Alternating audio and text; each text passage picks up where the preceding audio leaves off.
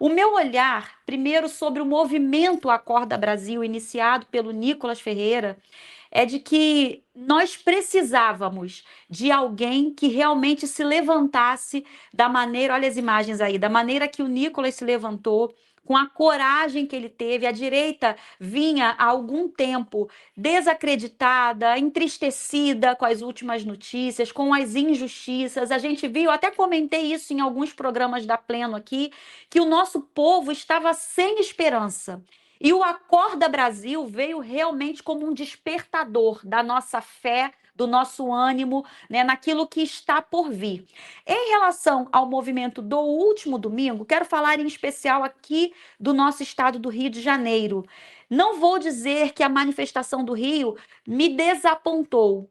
Eu digo que o Rio de Janeiro está passando por um momento muito difícil. Nós fomos atingidos aí na última semana por fortes chuvas, diversas regiões do nosso estado ainda afetadas, a região serrana de Macaé, a minha cidade de Rio das Ostras, muito afetada, cidade da Baixada Fluminense.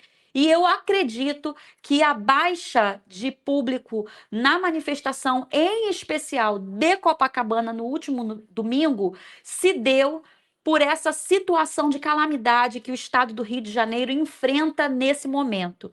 Fora isso, a manifestação foi um sucesso em todo o país, na Avenida Paulista, no próprio Rio. Mesmo com toda essa situação de dificuldade, eu conheço pessoas que estavam com as suas casas alagadas, que perderam muitas coisas, mas que domingo estavam lá nesse movimento, colocando a voz, colocando a sua indignação por essas pautas que hoje são prioritárias para nós. E o movimento foi lindo na Paulista, foi lindo lá em Minas Gerais, onde o Nicolas iniciou tudo isso, e nós precisamos continuar lutando até que tenhamos aí a derrubada do veto do Lula para a dosimetria, até que tenhamos os nossos ministros do STF trazendo para a nossa nação os devidos esclarecimentos a respeito das denúncias feitas, né, pelo jornalismo da Rede Globo em relação ao caso do Banco Master, até que tenhamos aí o nosso presidente Bolsonaro de volta no jogo, porque ele é, né, o nosso principal líder e é hoje a nossa maior motivação para lutar. Então eu vejo com muita esperança o Acorda Brasil e eu acredito que esse movimento vai trazer para nós as respostas que nós precisamos esse ano. Falou conosco, inclusive foi comigo, eu que estava segurando esse microfone na frente de Nicolas, eu perguntei para ele Que honra! qual seria a principal arma da direita nessas eleições, e ele foi taxativo, ele nem pensou, ele falou que seria verdade. É Foi isso nesse aí. momento aí que ele falou. É um privilégio para você ter participado tão de perto, Monique. Eu queria muito estar lá, mas vai chegar a minha hora. E eu acredito que esse é o diferencial da direita. É a gente acreditar na verdade espiritual de tudo que nós temos visto e é a gente trabalhar com a verdade em todas as nossas ações. Nós lutamos para que a verdade seja restabelecida e com ela a justiça. Por isso eu acredito muito em tudo que nós estamos vendo acontecer.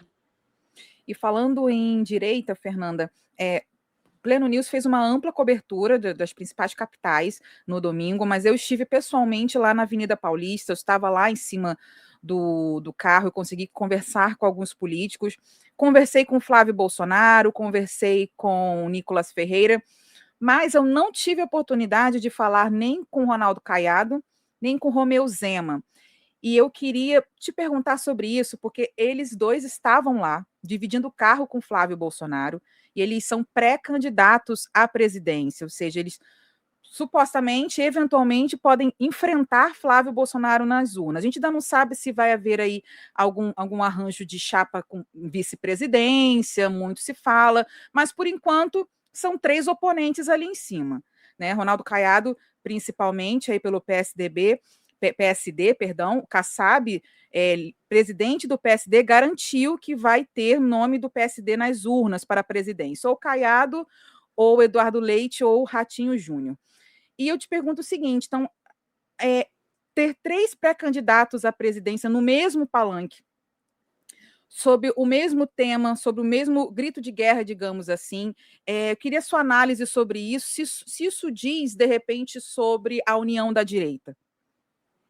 Eu acho que a direita caminha para uma unidade que ainda não é uma realidade, Monique. Eu espero muito, eu não tenho dúvidas de que as pautas defendidas no Acorda Brasil são as mesmas para todos os candidatos, mas eu tenho visto com muita preocupação esses movimentos, essas articulações políticas que, na minha opinião, ainda dividem a direita num momento tão crucial.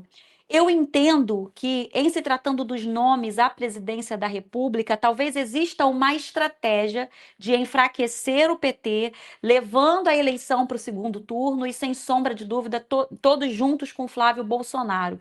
Mas eu tenho dito sempre que é uma estratégia extremamente arriscada, porque a eleição desse ano é uma eleição matemática e nós não podemos perder o risco de perder por um número, de perder por 1%.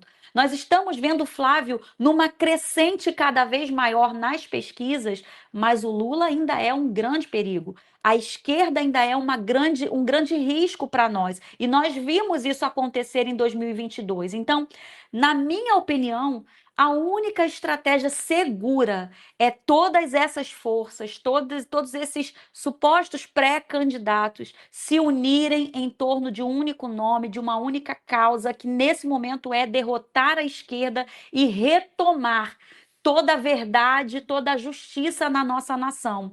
Então, eu fico feliz de ver que os outros pré-candidatos estão unidos numa mesma pauta, mas eu vejo ainda com preocupação essa quantidade de pré-candidaturas paralelas à pré-candidatura do Flávio Bolsonaro, que é o nome da direita, é o nome indicado pelo capitão Bolsonaro e é o nome que nós precisamos abraçar nesse momento.